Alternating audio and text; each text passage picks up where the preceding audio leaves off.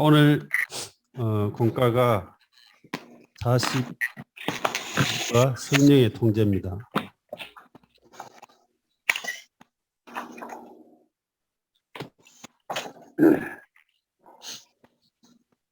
지난주에 이 징계와 오늘 통제 이 부분이 조금 차이가 있습니다.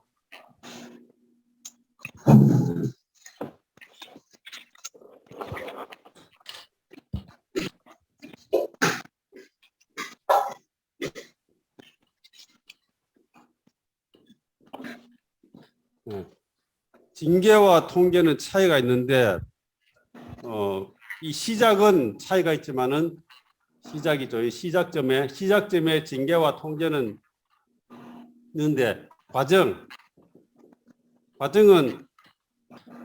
거의 동일합니다.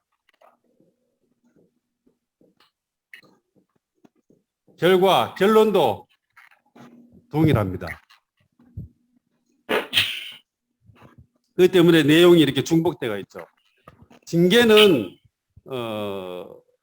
이 사유가 뭔가 하면은 내가 잘못해서 생기는 문제입니다.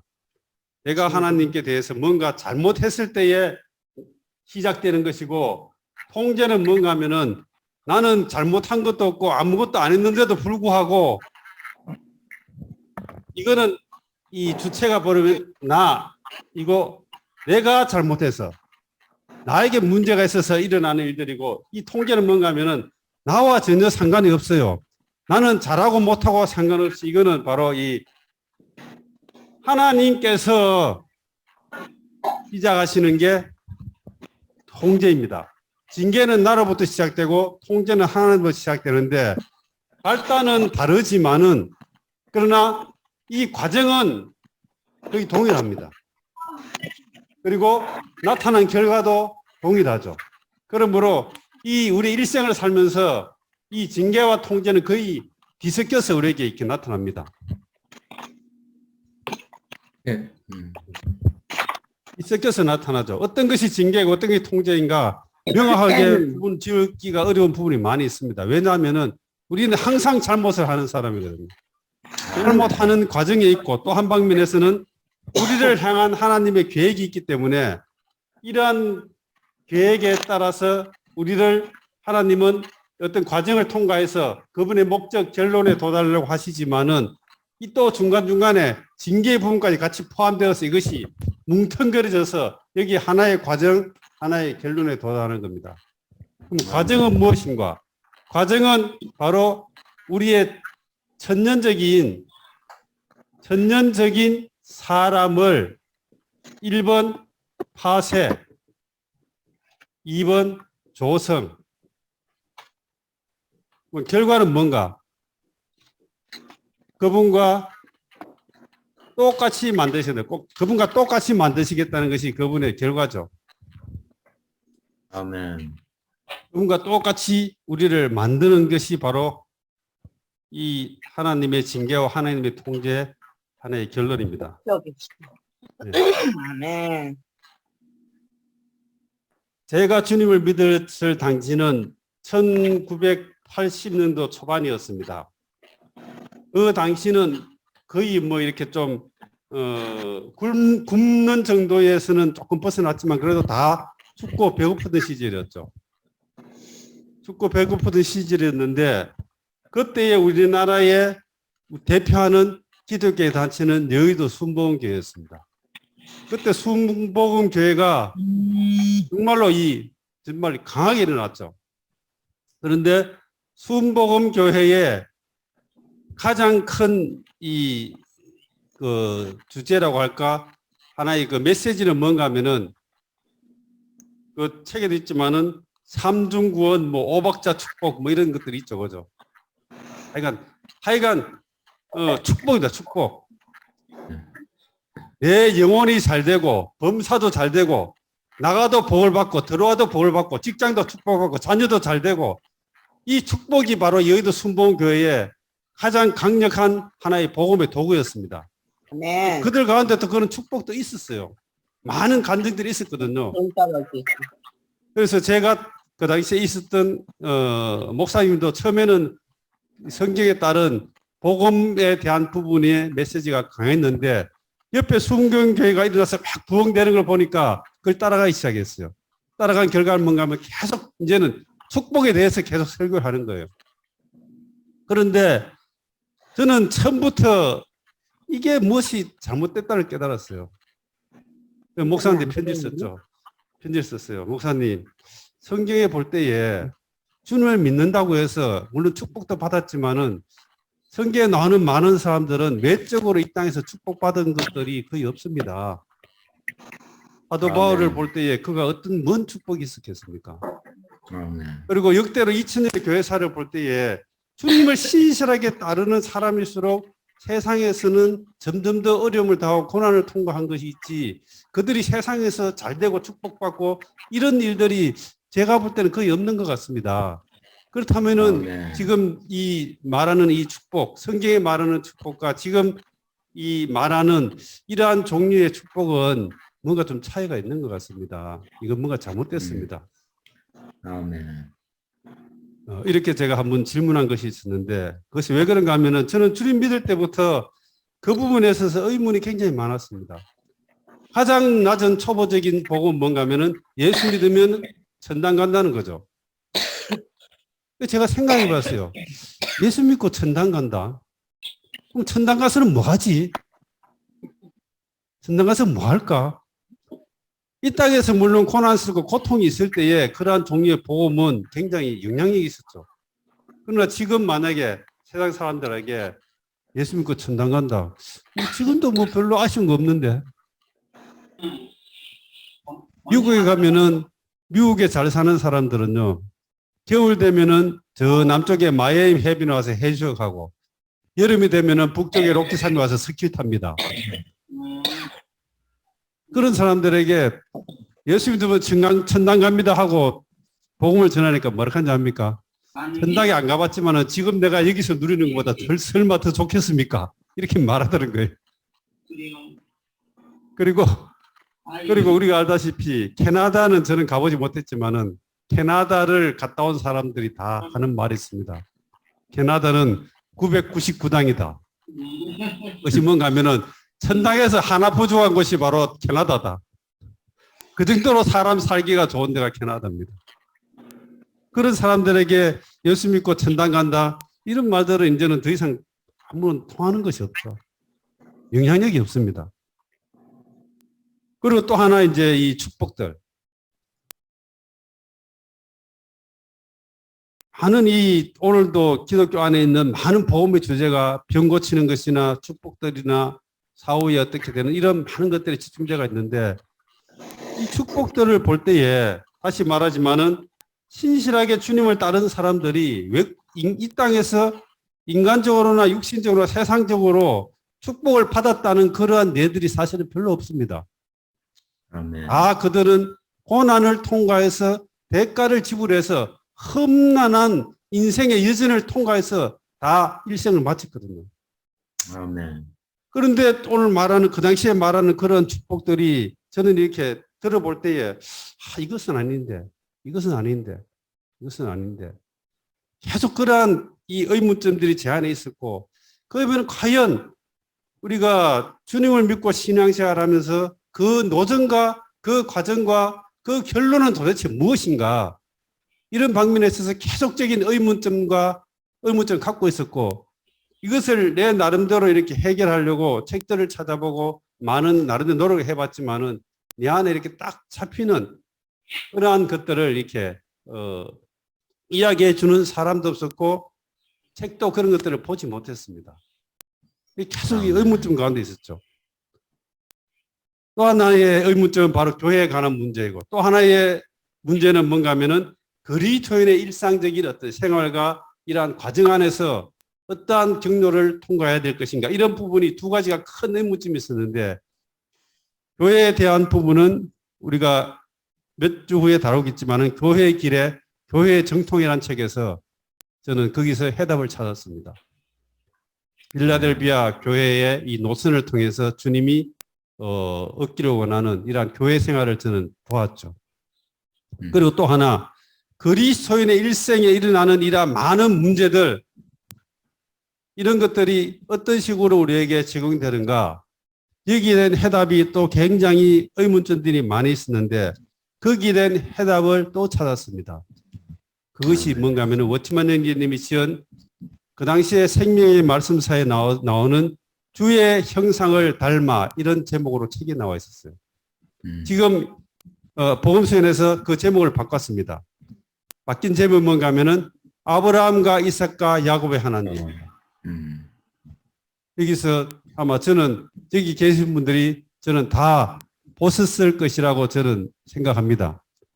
권민영재님, 아브라함과 이삭과 야곱의 하나님 책 보셨어요? 책은 안 봤는데 줄거리 줄거리는 봤습니까? 네. 예. 책을 사서 최소한도 한 5번은 읽으셔야 됩니다. 아멘. 아멘. 저는 그 책을 보는 순간에 바로 이것이다. 이것이다. 그리고 그 책을 손에서 떨어지지가 않았고, 하여간 책, 이 표지가 다 너덜너덜 할 때까지 제가 들고 다니면서 본 책이 바로 그 책이거든요. 거기에서 제 모든 의문점과 이것이 완전히 해결되었습니다. 아멘. 그 책에 대한 내용들을 다 아시겠지만 조금 더 설명드리겠습니다. 하나님은 삼일 하나님이십니다. 모세에게 하나님이 자기 자신을 계시했습니다. 모세가 말이죠. 당신 이름이 무엇입니까? 나는 아브라함과 이삭과 야곱의 하나님이다. 하나님은 삼일 하나님이십니다. 삼일 하나님은 바로 아버지, 아들, 성령이죠. 그 영입니다. 이 세 방면의 하나님이신데 하나님은 아브라함의 하나님입니다. 이삭의 하나님이죠. 야곱의 하나님이십니다. 아버지의 방면에서는 아브라함의 하나님으로 예표되고 아들 하나님은 이삭의 하나님으로 예표됩니다. 성령의 하나님은 야곱의 하나님으로 대표되죠. 아멘. 그 당시에 아브라함과 이삭과 야곱은 별개의 세 사람이었지만은 우리는 이 세 방면의 하나님을 패키지 동시에 지금 우리에게 이 하나님이 지금 도달해 와 있습니다. 그렇기 때문에 그리스도의 체험에 있어서 많은 혼돈이 생기는 거예요. 저도 많은 혼돈을 겪었죠. 도대체 왜 이런 혼돈이 있는가? 도대체 정리되지 않은 많은 것들이 있었는데 이 아브라함과 이삭과 야곱의 하나님을 보면서 그것이 완전히 정리됐습니다. 자, 아버지의 방면. 아버지의 방면은 아브라함의 하나님이 바로 아버지의 삼일 하나님 아버지에 관한 방면이 있죠. 아버지가 어떻게 역사하시는가. 이삭의 일생을 보면은 아들 하나님께서 어떻게 우리에게 공급하시는가. 야곱의 일생을 보면은 성령 하나님께서 어떻게 우리를 변화시키는가. 이 세 방면을 바로 말하고 있습니다. 아브라함의 하나님은 어떤 하나님입니까? 아브라함 하나님.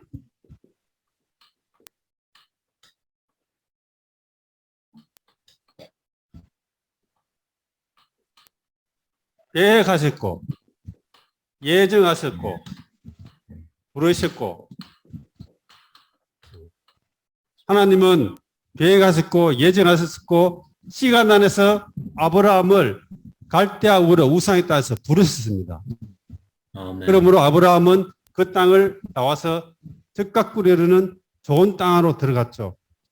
아멘. 이것이 바로 아브라함의 시작이 있고 우리도 영이 동일하게 하나님의 계획 안에서 시간에 예정되어서 어느 날 우리가 지금 불러서 여기에 교회 생활에 들어와 있습니다. 그러므로 아브라함을 보고 우리는 믿음의 조상이라고 이야기하죠. 그리고 그 가나안 땅으로 왔는데 가나안 땅에서 들어와서 그는 단지 잘 먹고 잘 살았습니까? 만약에 잘 먹고 산다는 건 축복의 하나님 그런 것만 있다면은 성경은 왜 이렇게 두껍습니까? 그는 가나안 땅에서 이러한 하나님의 인도를 따라서 가나안 땅에 왔지만은 그의 일생은 많은 과정을 통과해야 됐습니다. 하나님은 아브라함에게 있었던 많은 천년적인 것들, 많은 배경들을 하나님은 잘라내셔야 됐었습니다. 아브라함의 체험 어떻습니까? 아브라함 첫 번째, 땅, 갈대아 우르, 땅을 떠나왔죠. 그에게 고향을 잃어버린 겁니다. 고향이 없어진 거죠. 두 번째, 아버지가 떨어져 나갔죠. 세 번째, 롯, 조카인 롯도 하나님은 뺏어갔습니다. 롯이 없으니까 네 번째, 엘리에셀, 종인 엘리에셀이라도 양아들 삼아서 어떻게 좀 잘 의지해 보려고 하니까 하나님 왜 엘리에셀도 거절한 거예요. 길이 없어서 그 다음에 사라의 말을 듣고는 하갈을 지었죠. 하갈을 지어 이스마엘을 얻었습니다. 하나님은 이스마엘도 이것도 아니다. 그리고는 사라를 지어 이삭을 얻었습니다. 이삭이 크고 나니까는 하나님은 모리아산에 와서 그를 또 뺏어갔습니다. 바쳐라. 이삭까지 천년적인 이삭은 아브라함이 죽었습니다. 그리고 마지막 사랑하는 사라까지 다 하나님이 먼저 데려갔습니다. 아멘. 아브라함 1세를 보면은 그런 하나님의 부르심에서 영광스럽게 출발했지만은 그의 가나안 땅 안에서의 생활은 한마디로 말하면은 뺏기는 생활이었습니다. 하나님은 주셨다가 정들만 하면은 다 뺏어가십니다. 하나하나 다 뺏어가세요. 아멘. 우리의 체험도 그렇습니다. 제 체험도 그렇습니다. 하나님이 뭔가를 주십니다. 그런데 조금만 있으면 또 뺏어가시는 거예요. 이런 체험이 우리의 일생의 체험이죠. 그죠? 요거만 있으면 될 것 같은데 하는 그거를 하나님이 항상 이렇게 빼어가시더라고요. 어떤 면에서는 저는 하나님이 뭐 이렇게 째째하신가? 이 정도는 좀 주시면 안 되는가? 그러나 하나님은 희한하게도 딱 필요한 그것만 싹싹 이렇게 제에게서 빼가가는 거예요. 직장을 주시는데 직장에서 잘 나가다가 어느 순간에 한번 뭔가 일이 생겨서 딱 이렇게 한번 떨뚝거리게 만들고 건강을 주시면 되는데 건강을 약하게 하고 물질도 주시면 되는데 안 주시고 줬다가 뺏어가고 이런 많은 과정들을 통과해 가는 것이 바로 아브라함의 하나님입니다. 아브라함의 하나님은 뭔가 하면은 마치 큰 돌을 삐쭉삐쭉한 돌들을 큰 망치를 가지고 딱딱 이렇게 잘라내는 큰 다루심이죠. 큰 다루심. 큰 다루심의 방면이 바로 아브라함의 하나님. 그 선택해서 부르시고 좋은 땅인 가나안 땅에서 생활해서 그에게 물론 하나님은 많은 축복을 주셨지만은 또 한 방면에서 그의 모든 천년적인 것들, 갈대아 우르에 있었던 모든 것들을 포함해서 모든 것들은 다 쳐내는 이러한 일들이 바로 아브라함의 하나님이었어요.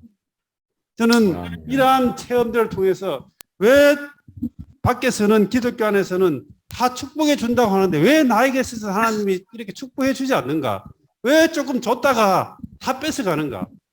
이런 부분들이 의문이 있었는데 이 아브라함의 역사를 보면서 하나님은 허락하셨지만은 그러나 또 뺏어가시는 분이시구나. 내가 의지하고 천년적으로 붙잡고 있는 모든 것들을 하나님은 다 하나하나 뺏어가시는 분이구나.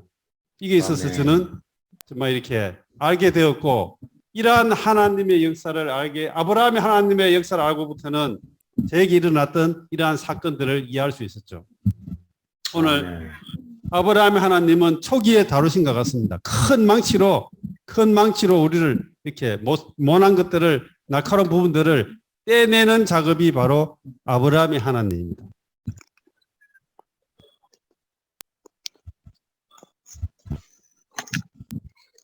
그런데 아브라함의 하나님을 보면은 아브라함은 어떤 면에서는 천년적으로 보면은 즐거운 일들이 거의 없었어요. 그죠? 조금 뭐 하면 뺏어가는 거예요. 의지하려면 뺏어가고. 그런데 이삭의 방면에 와서 이삭의 하나님은 어떤 하나님인가? 이삭의 하나님은 바로 무한히 공급하는 하나님입니다. 아멘. 이삭은 아무것도 한 게 없어요. 그는 60이 넘었는데 장가도 자기 아버지가 신부를 데려다 줬잖아요. 그는 아무것도 한 게 없어요. 그는 한 게 아무것도 없습니다. 단지 아브라함에 있었던 모든 소유들을 다 그대로 물려받았죠. 그리고는 그 땅의 풍성을 그냥 이삭은 먹고 마시고 누리고 그냥 풍요하게 취했습니다. 아멘. 이삭에 있어서는 그는 다름받았다는 그런 게 없었어요. 마지막에도 그는 우리 아들이 어떻게 잘 되고 어떻게 되고 이런 거 전혀 관심하지 않고 마지막까지 맛있는 요리를 해줘라. 보면 제가 보고 좀 이해가 안 되는 부분이 그거였어요. 도대체 이렇게 나이는 100 몇 살이 돼갖고 이렇게 이 철이 없냐. 그게 입맛이 그렇게 있다고 먹어서 뭐 하려고. 이삭의 하나님 방면은 바로 아들로서 우리에게 오신 하나님은 우리를 위해서 모든 과정을 거쳐서 우리에게 모든 것을 공급하시는 이러한 방면의 하나님이 바로 이삭의 하나님입니다. 아멘. 그러므로 우리는 아브라함의 하나님 안에서 우리는 한 면에서 고난을 통과하지만 그러나 이삭의 하나님 어떻습니까? 무한히 공급하는 하나님이죠. 우리의 교회 생활, 주님을 따르는 생활이 고난만 있으면은 하나님은 너무하시죠, 그죠? 그러나 하나님은 고난 가운데 뭘 주세요? 이삭의 하나님. 무한히 공급하고 누리고 우리를 먹고 마시고 즐겁게 하는 이러한 공급하시는 하나님이십니다. 아멘. 우리의 교회 생활 안에서 우리의 그리스도 생활 가운데서 잔치집 같은 잔치를 누리는 같은 이러한 명절을 누리는 이러한 체험들이 이삭의 하나님을 누리는 것입니다. 아멘. 잔치를 매일 하는 게 없죠. 명절을 매일 누리지 않습니다. 그렇기 때문에 잔치고 명절이죠. 우리의 생활 가운데 대부분은 어떤 면에서 고난의 일생입니다. 우리가 주님을 믿어도 안 믿어도 인생의 고난은 정해 예정된 거예요. 아멘. 그런데 이러한 고난 가운데서 이삭의 하나님은 우리가 누릴 때에 우리는 이러한 많은 어려운 가운데서도 기쁘고 즐거워하고 그분을 먹고 마시고 행복한 이러한 그리스도인의 체험을 가질 수 있습니다. 아멘. 이러한 누림을 갖지 못하고 교회 생활하는 것은 이거는 정말로 불쌍한 겁니다. 아멘. 하나님은 한 면에서 우리를 다루시지만 한 면에서는 공급하는 하나님이십니다. 이성님 직장에서 본 것도 주지 않고 밥도 안 주고 일만 시키면 누가 옆에 붙어 있겠어요?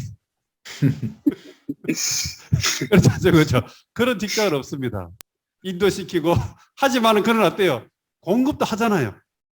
하나님은 공급하시는 하나님이십니다. 그럼 우리가 열기만 하면은 입을 열리기만 하면은 막 갖다 쏟아붓는 이러한 축복의 하나님이 바로 이삭의 하나님이십니다. 아멘. 사랑하는 형제자매들, 이삭의 하나님을 정말 누리길 원합니다. 아멘. 세 번째, 야곱의 하나님. 오늘 지금 우리가 교통하려고 하는 게 바로 이 야곱의 하나님입니다. 야곱은 태어날 때부터 야곱도 마찬가지. 태어날 때부터 자기 원대로 안 됐죠. 자기는 먼저 태어나려고 했는데 형님인 에서가 힘이 세서 자기를 밀어내고 먼저 나왔어요. 힘은 없으니까 어때요? 예, 발목을 붙잡았죠. 못 나가도록.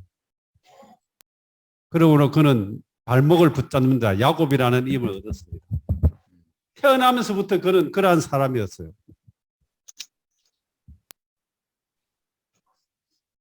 그리고는 그의 일생을 보면은 아브라함은 실제적으로 사람한테 이렇게 다루심을 받은 것보다는 주님에게서 다루심을 받았지만은 야곱은 아브라함처럼 크게 막 이렇게 큰 망치로 두드리 맞아서 이렇게 형태가 잡힌 것이 아니고 야곱의 일생을 보면은 어때요? 4명의 아내와 12명의 아들과 1명의 딸, 여기에 중간에 야곱이 딱 들어서서 마치 이 많은 사람들이 야곱 하나를 놓고 큰 망치는 아니지만은 작은 망치로 때리는 이러한 그림이 바로 야곱의 일생입니다. 아멘. 제가 어릴 때에 채석장에 가고 그다음에 비석을 만들고 돌 작업하는데 를 봤는데 저는 다른 사람이 뭘 만드는 거 보면 굉장히 재미가 있어요. 어떻게 만드는가 저는 어릴 때부터 많이 봤거든요. 옆에 쪼그리고 앉아서. 그런데 큰 돌이 오면은 큰 이렇게 돌이 오면은 처음에는 큰 망치를 가지고 정을 가지고 탁탁탁 형태를 만들어 갑니다. 이것이 바로 아브라함의 하나님입니다. 그리고 어떤 대충의 형태가 나오면은 정 갖고 망치를 대는 것이 아니고 형제님들 아실 거예요. 망치가 이렇게 돼서 여기에 뾰족뾰족하게 이렇게 해갖고 이렇게 네모 반듯하게 해서 망치의 표면이 이렇게 돼 있어요. 납작하게. 이렇게 해서 이걸 가지고 땅땅땅땅땅 때려서 모난 부분 이런 것들을 계속 평탄 작업을 해 나갑니다. 탁탁탁 때려서. 이렇게 해서 세밀하게 두드려서 형태를 잡아 나갑니다. 야곱에 있어서의 하나님은 바로 이 많은 망치들이 옆에서 야곱이라는 사람을 계속 때리고 있는 이 그림이 바로 야곱의 하나님이죠. 아멘. 이렇게 해서 야곱의 일생은 아브라함과 이삭만큼 오래 살지 못했습니다. 그러나 그가 말하죠. 이 땅에서의 나그의 길이 130년인데 나는 이 열조 누구보다도 다 험악한 인생을 살았습니다. 험악한 인생을 살았습니다. 야곱의 일생을 보면 우리는 동정하죠. 정말 그는 험악한 인생을 살았어요. 그러나 그러한 인생을 산 결론은 그는 영광스러운 축복의 사람으로 변화되었다는 겁니다. 아멘. 그 땅에는 그 시대의 가장 높은 사람이 바로 이집트의 왕 바로인데 그는 이 바로를 축복할 정도로 생명에 있어서 성장했고 위엄이 있고 장중했습니다. 만약에 지금 나 같은 사람이 바로를 만났는데 바로 앞에 가서 손을 들고 이렇게 하면은 바로가 뭐라고 하겠어요? 이 무엄한 놈 당장 끌어가서 잡아 죽일까 그래 이거죠. 그런데 바로조차도 그 건져갈 수 없는 그에게는 이러한 이 위험이 그에게 있었고 생명의 변화가 있었기 때문에 바로를 축복할 수 있었다는 겁니다. 아멘.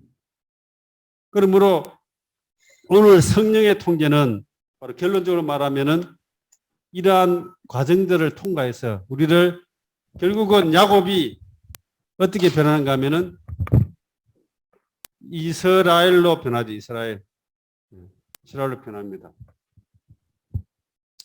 이러한 과정 안에서 그리스도인의 일생이 있다는 것에 대해서 저는 이 이야기를 아까 소개해드린 아브라함과 이삭과 야곱의 하나님 이 책을 보면서 이야기를 보고 난 뒤에 제 안에 있는 많은 의문점들이 그대로 다 풀렸습니다.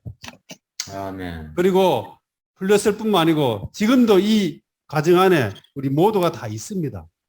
아멘. 모두가 다 있죠. 그렇기 때문에 이러한 과정, 결론은 바로 천년적인 야곱을 이스라엘로 만들어가는 과정이죠. 결국 우리는 이러한 과정을 통과해서 이스라엘로 변화될 것입니다. 아멘. 오늘 42가 성령의 통제입니다. 성경 말씀 제가 읽겠습니다. 로마서 8장 28절. 또한 우리는 하나님을 사랑하는 사람들, 곧 그분의 목적에 따라 부름받은 사람들에게는 모든 것이 협력함으로써 선이 이루어진다는 것을 압니다. 아멘. 이 이야기를 축복에 대한 이러한 사람들은 선이 곧 이 땅의 물질적인 축복이나 건강이나 자녀가 잘 되는 이런 것으로 다 해석합니다. 그러나 즉시 그 이후에 8장 29절 30절에서 나타나는 연관되는 구절에 보면은 어떻게 됩니까? 바로 우리가 맏아들의 형상을 담는 것으로 나오죠. 그러므로 결국은 모든 것이 협력하여 선을 이루어진 결과는 우리가 아들의 형상, 주님과 동일한 생명과 표현을 갖게 된다는 이러한 것에 도달하는 것을 알 수 있습니다. 아멘. 많은 사람들이 그 뒷부분을 무시해버리고 단지 이 땅에서의 축복만을 관심하고 있죠. 마태복음 10장 29절부터 31절 말씀입니다. 참새 두 마리가 한 아사리온에 팔리지 않습니까? 그러나 여러분의 아버지께서 허락하지 않으시면 그중 한 마리도 땅에 떨어지지 않을 것입니다. 아버지는 여러분의 머리카락도 다 그 수를 세어 놓으셨습니다. 그러므로 두려워하지 마십시오. 여러분은 많은 참새보다 더 귀합니다. 이 일을, 이러한 과정을 하시는, 계획하시고 이러한 과정을 이끌어 가시는 분이 누구겠습니까? 그분이 바로 하나님이십니다. 아멘. 하나님이 이러한 일을 하세요. 세상에서 굉장히 똑똑하고 많은 대가를 지불하고 많은 과정을 통과해서 사람들을 고치는 일들을 하는 사람을 우리 의사라고 이야기합니다. 그런데 의사들도 해결하지 못하는 많은 문제들이 있습니다. 그리고 실제로 오진율이 거의 7, 80%에 도달한다는 거 아시는지 모르겠어요. 그러니까 나도 모르는 거예요. 가장 뛰어난 엘리트들이 그 많은 것을 하면서도 사람의 몸 하나의 구조조차도 사실은 잘 몰라서 대부분 다 이거 아니면 이거 막 찍다 보면은 맞는 경우가 많다는 거예요. 그러니까 스트레스 엄청 받죠. 그런데 우리 가운데서 이 일을 하시는 분은 하나님이십니다. 아멘. 하나님은 이러한 일에 있어서 전문가입니다. 아멘. 그분은 실수하지 않으십니다. 아멘. 여기에 있는 것처럼 참새 두 마리가 한 아사리에 팔리지 않습니까?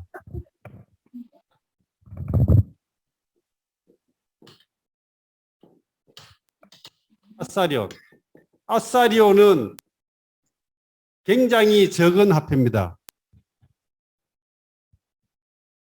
데나리온은 하루 일당이고 아사리온은 데나리온의 16분의 1입니다. 그러므로 굉장히 적은 돈이죠. 요즘 참새 주면은 갖고 오겠어요? 참새 두 마리가 하나 아사리온. 이 말은 뭔가 하면은 참새 그거 잡아놔봤자 먹을 거 없습니다. 저는 어릴 때 잡아봤거든요. 털 다 빼고 내장 빼고 하면은 흠모에 구워놓으면은 요즘 말로 인건비도 안 나옵니다. 옛날에 먹었지 요즘은 저도 안 먹을 거야 아마 귀찮아서. 두 마리가 한 아선에 팔리는 거예요. 그 정도로 가치가 없습니다. 쉽게 말하면 싸다 이 말이죠. 그런데 누가복음의 14장에 보면 주님이 또 말했습니다.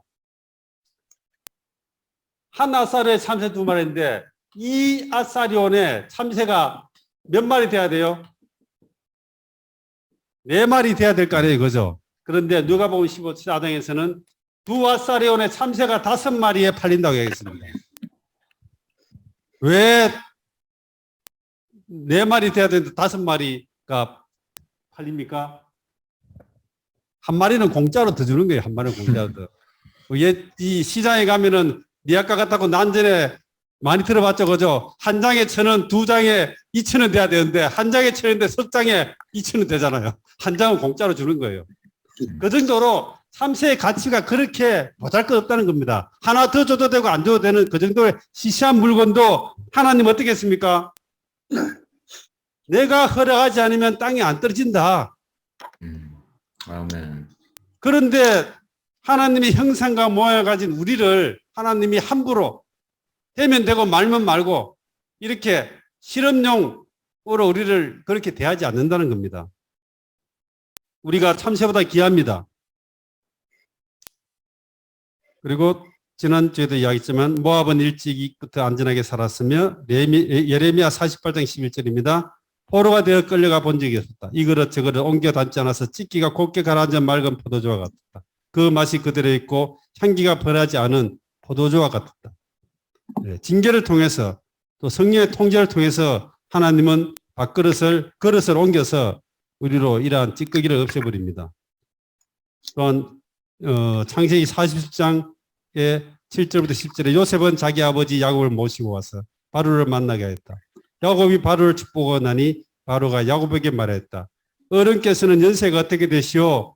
야곱이 바로에게 대답하였다. 이 세상을 떠돌았다는 횟수가 100년하고도 30년입니다.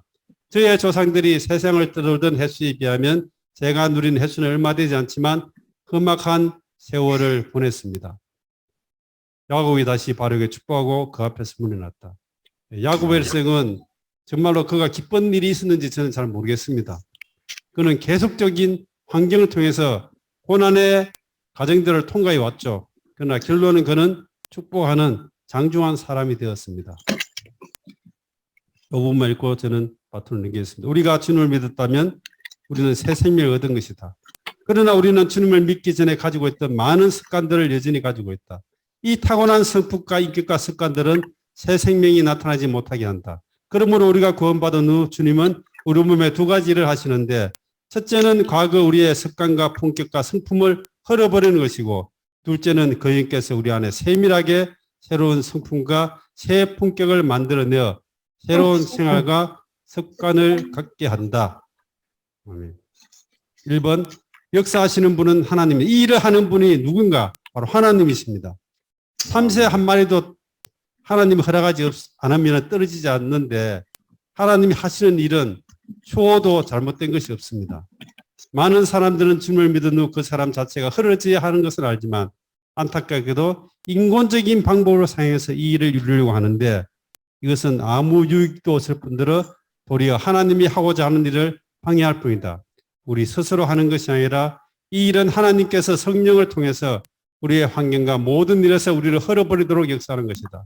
이 일을 바로 성령의 통제라고 한다.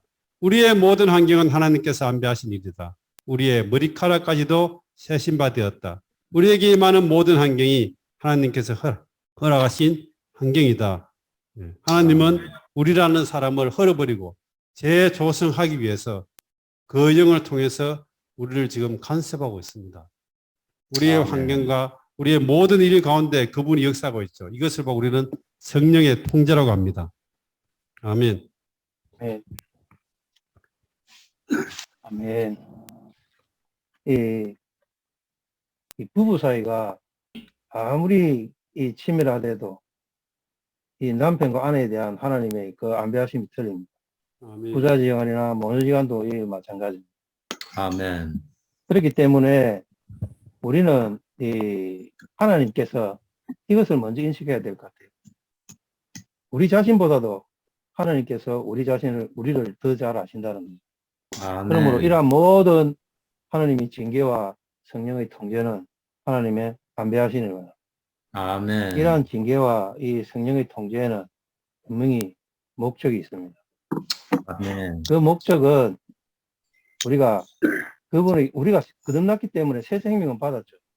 그러나 우리의 옛 성품, 품격, 생활 습관 이러한 것들은 다 이게 새 생명이 나타나도록 이렇게 못하기 때문에 이것을 다 흘어버리고 그분의 신성한 속성들로, 다시 말하면 그분의 인격과 동일한 인격으로 우리를 채우시기 위해서 이러한 성령의 통제가 있는 것입니다. 아멘. 우리는 이러한 어떤 징계나 성령의 통제가 있을 때 우리는 거기에 복종하고 이걸 받아들여야 된다. 아멘. 원망하고 이렇게 자신의 어떤 놈으로 이것을 갖다가 돌파하려는 그러한 것을 버리고 하나님 앞에서 이것에 순종하고 복종해야 된다. 아멘. 로마서 2번 하나님은 그러면 어떻게 안배하시는가?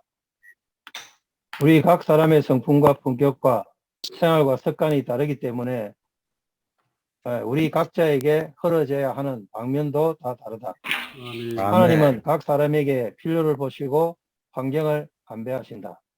아멘. 로마서 8장 28절에서 모든 것이 협력하여 라고 말한다. 여기서 모든 것은 수십만 가지도 넘을 것이다. 당시에는 환경들을 이해하지 못하고 원망하고 기쁘지 않겠지만 한동안 지난 후 돌이켜보면 왜 그렇게 행하셨는지 주님의 목적이 무엇인지 분명해진다. 아멘. 아멘. 그렇습니다. 우리에게는 갑작스럽게 당하는 일이나 우연히 당하는 환경이 없습니다. 만사 모든 일은 다 하나님이 안배하신 것입니다. 아멘. 그러므로 이렇게 우리가 생각할 수도 있겠죠. 왜 저 형제님이나 자매님은 이러한 환경을 겪지 않는데 나는 이러한 환경을 겪는가? 각 사람이 다르기 때문입니다. 네. 아멘. 아멘. 그러므로 우리가 하나님이 우리를 통제하기 위한 그 목적이 있고, 그 목적은 우리가 거룩함에 참여하고 아까 읽었던 것처럼 우리가 그 조성되고 하나님의 그런 형상으로 조성되기 위한 것입니다. 아멘. 로마서 3번입니다. 그러면 우리는 어떠한 태도를 가져야 하는가? 우리에게 이러한 환경이 올 때 우리의 태도는 어때야 하는가? 하나님을 사랑하는 사람들, 모든 것이 합력하여 선을 이룬다는 것을 압니다. 우리가 하나님을 사랑한다면 모든 환경에서 유익을 얻고 하나님의 뜻을 이해하게 될 것이다. 그러나 아멘. 하나님을 사랑하지 않고 자신을 위해 뭔가를 구하고 자신을 위해 어떤 욕망을 가지고 있고 하나님 위해 어떤 애를 가지고 있다면 하나님께서 우리에게 주신 유익을 얻지 못하게 된다. 교별과 아멘. 수많은 환경과 통제가 있었지만 영안에서 별로 얻은 것이 없다. 아멘. 주와는 가장 가까운 길, 이는 사랑일세라는 찬송에 있는 것처럼 우리가 하나님을 아는 것은 지식보다 주님을 사랑하는 것이고 주님을 사랑한다면 모든 일을 통해서 유익을 얻게 된다. 아멘. 다시 말하면 이것이 사랑이라는 겁니다. 사랑은 우리의 감정에 속한 부분일 수도 있지만 하나님의 그 본성의 본질입니다. 모든 것의 시작은 사랑이라는 겁니다. 아멘. 그러므로 우리가 이 사랑은 사실상 우리가 이러한 어려운 환경을 당할 때 우리로 그것을 견디게 하고 그것을 인내할 수 있게 하고 그것을 받아들일 수 있게 하는 힘이 된다는 것. 아멘. 하나님은 사랑하시기만 하는 분이 아니라 어쩌면 우리보다 더 사랑을 받기를 원하시는 분일 수 있습니다. 아멘. 그분이 얼마나 우리의 사랑을 갈망하시는지 아멘. 우리가 그분을 사랑한다고 말 한마디만 하면 이러한 진정한 우리 마음 안에서 나오는 이러한 사랑의 고백은 우리가 이러한 하나님의 징계와 통제를 알게 할 뿐만 아니라 이러한 것을 받아들이고 통과하고 그 안에서 우리가 어떠한 유익을 얻게 할 것입니다. 아멘. 아멘. 사랑하는 형제자매님들, 어떨 때는 제가 그랬습니다. 하나님을 사랑한다고 말하는 것이 처음에는 그랬습니다. 너무나 쑥스러운 거예요. 아내한테도 그런 말을 한 번도 해본 적도 없고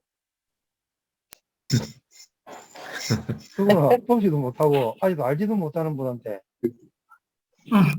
사랑합니다.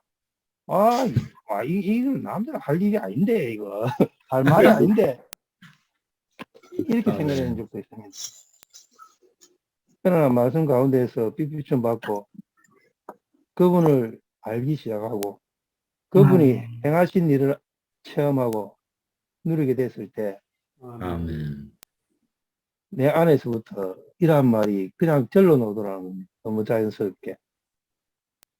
그러나 믿은 지 얼마 안 되는 형제자매님들께 제가 권고드리는 말씀은 내한테 그런 감정이 있든 없든 성경에서 말하는 대로 주님 당신을 사랑합니다. 네. 예수님 사랑합니다. 아멘. 아무 일이 없더라도요. 이렇게 고백할 때 내 마음 안에서 어떠한 평안이 있는지 아멘. 그야만 형제자매님들은 다 알 것입니다. 그러한 그러한 것이 없다 하더라도요. 그러한 고백은 어떻게 말하면은 내 타고난 감정 안에서 이렇게 고백하는 것일지라도 그 안에서 무슨 어떤 일이 생겨나고 그러한 고백들은 우리를 깊은 마음 속에서 그분께 사랑을 고백하는 그러한 존재로 우리를 이끌어 간다는 아멘. 그러므로 이러한 주님에 대한 사랑의 고백은 참으로 멈추지 않는 것이 좋습니다. 아멘. 주 예수님 당신을 사랑합니다. 사랑합니다. 아멘.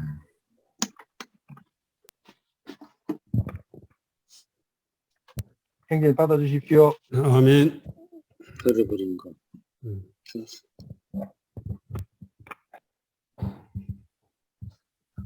하나님은 모든 환경 가운데서 가장 좋은 우리에게 적합한 환경으로 우리에게 안배하십니다.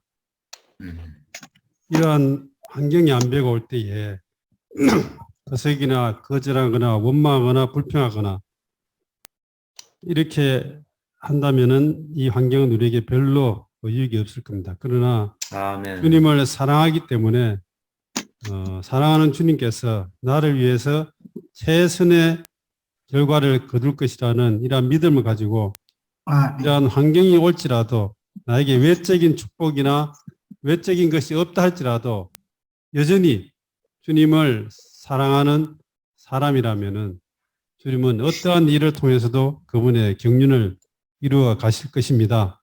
아멘. 네. 아멘. 사실 사랑하는 사람에게 어떤 통제를 받을 때 이것은 어떤 면에서는 고난도 있지만 또한 달콤함이죠. 네, 달콤함이 있습니다. 4번 결론은 헐어버림과 조성함. 우리가 매일매일 당하는 일들 중에 우리가 만나기를 매우 즐거운 일이 매우 적기 때문에 성경의 명령은 주 안에서 항상 기뻐하라이다. 우리는 주님을 힘입어 기뻐해야만 항상 기뻐할 수 있다. 아멘. 만약에 우리가 믿고 난 뒤에 항상 좋은 일만 생긴다면 성경에 이 항상 기뻐하라 이런 말을 쓸 필요가 없죠. 이 말을 쓴다는 것은 항상 기뻐할 수 없기 때문에 이 말을 쓴 겁니다. 아멘. 실제적으로 인생도 그렇고 그리스도인의 일생 가운데서도 우리가 봤지만은 아브라함의 하나님, 이삭의 하나님의 방면은 그렇게 기쁜 일이 없습니다. 또한 하나님은 가끔 이삭의 하나님을 우리에게 공급하셔서 우리로 먹고 마시고 누림을 갖게 하죠. 그러나 대부분의 과정들은 야곱의 하나님이 우리에게 역사하고 있습니다. 성경의 창세기 50장의 절반이 25장이 바로 야곱 이야기입니다. 아멘. 이것은 우리의 일생을 통해서 일어나는 일이라는 것을 알 필요가 있습니다. 그리고 지금도 여전히 역사하고 있죠. 통과했다고 아무도 말할 수 있는 사람이 없습니다. 지금도 다 통과하는 중입니다. 아멘. 이러한 통과하는 과정이 좀 한면에서 나라는 사람을 헐어버리는 겁니다. 이러한 환경은 지금 바로 저에게 지금 붙어있는 이러한 환경이죠. 아내와 남편과 자식과 직장과 건강과 내 주위에 있는 바로 붙어있는 이러한 것들이 바로 지금 나를 허물어뜨리고 변화시키는 작은 망치들입니다. 아멘. 그러므로 야곱은 많은 망치를 통해서 넘어지게 되었습니다. 이러한 다룸을 우리는 피할 수 없습니다. 오늘 아멘. 교회 생활에서 만약에 피한다면은 하나님은 다음 시대에 또 다른 절구통을 예비해서 거기에서 또 우리를 빠실 겁니다. 아멘. 이것은 우리의 운명입니다. 아멘. 네, 그리스도의 운명이죠. 그리스도는 다만 죽고 천당 가거나 죽고 이 땅에서 축복받고 이 땅에서는 축복받고 죽어서 천당 가는 그러한 종류의 낮은 복음이 아닙니다.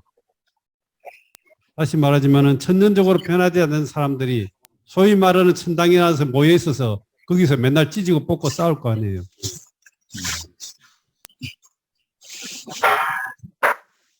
하나님은 그러한 일들을 하지 않습니다. 하나님은 우리라는 사람을 얻어서 아브라함처럼 얻어서 우리를 불러내셔서 가나안 땅으로 이끌고 오늘 교회 생활이나 영역 안에 바로 가나안 땅입니다.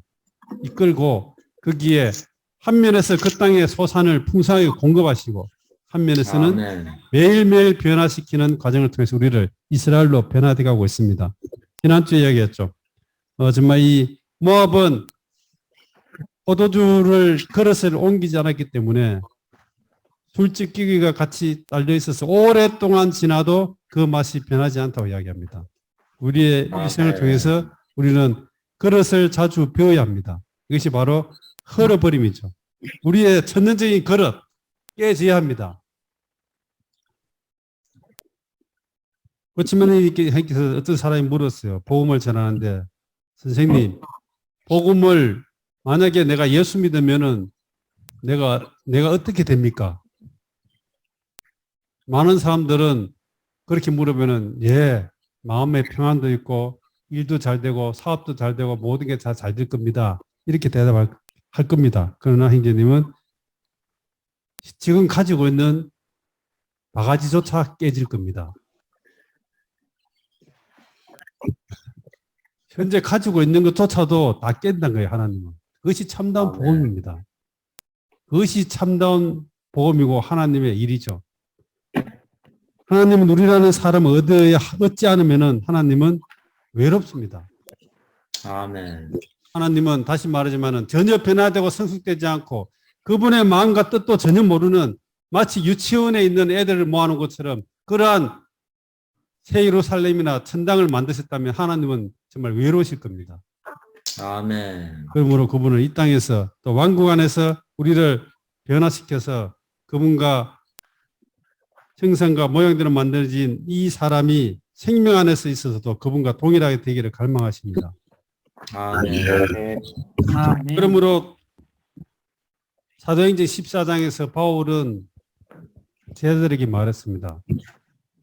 하나님의 왕국에 들어가려면 많은 고난을 통과해야 할 것입니다. 이렇게 말했습니다. 아멘. 이 왕국에 하나님의 다스림의 영향에 들어가려면 우리는 많은 고난을 통과해야 합니다. 아멘. 이 땅에서는 가마타고 다음 시대의 왕으로서 누리는 그러한 일생은 없습니다. 이 땅에서는 고난을 당하고 다음 시대에 우리는 보상을 받는 이러한 것이 바로 이 땅에서의 그리스도의 일생입니다. 아멘. 아멘. 그러면은 그렇게 힘들면은 우리가 왜 주님을 믿어야 하는 차라리 안 믿는 게 현대대로 있는 게 나을 건데. 예. 그러나 안 믿는 것보다 믿는 게 100배 낫습니다. 예.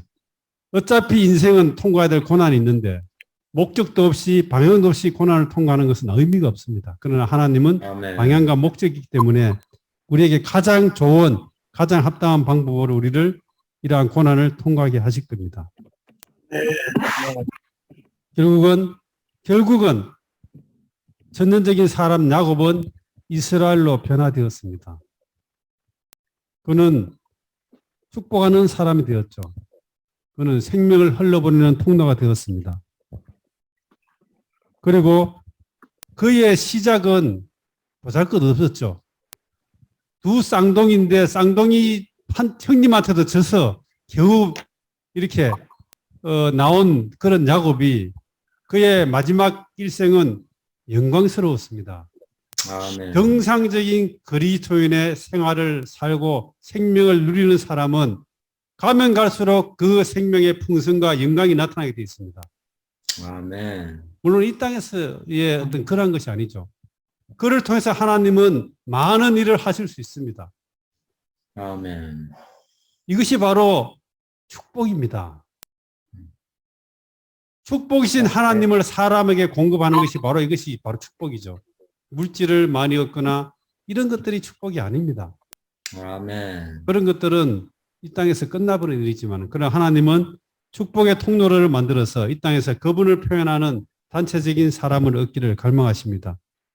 아멘. 사랑하는 여러분들, 주님이 속히 오기를 원합니다. 그러나 만약에 주님이 더 지연되신다면 머지않아서 또 우리 가운데 얼마의 성도들은 또 먼저 주님 앞에 갈 겁니다. 아멘. 여기 사랑하는 여러분들, 장례 집회에 갈 때마다 거기에 기쁨과 만족과 누림이 있습니까? 아니면 아쉬움과 한탄과 섭섭함이 있습니까?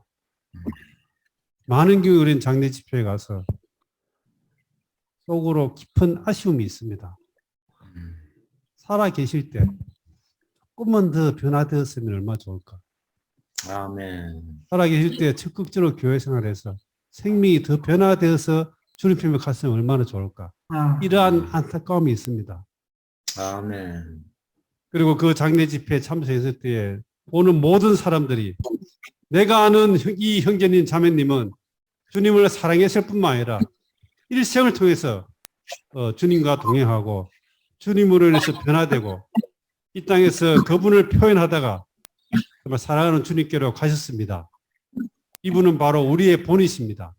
이러한 영광스러운 간증을 할 수 있는 정말 그런 지체들이 되기를 갈망합니다. 아멘. 아멘. 저도 그렇게 되기를 갈망합니다. 음. 이 묘비명에 천년적인 사람으로 살다가 변화되지 않고 죽어서 주님께 갔다. 이러한 이름을 남기고 싶지 않을 겁니다. 아멘. 우리는 다 변화되어 영광스러운 가운데서 야곱이 일생의 마지막에 장중하고 영광스러웠던 것처럼 우리 일생의 마지막도 모든 사람들이 흠모할 만한 그런 간증을 지닌 이러한 결론을 맺기를 갈망합니다. 아멘. 이것이 바로 성령의 통제입니다. 주님을 찬양합니다.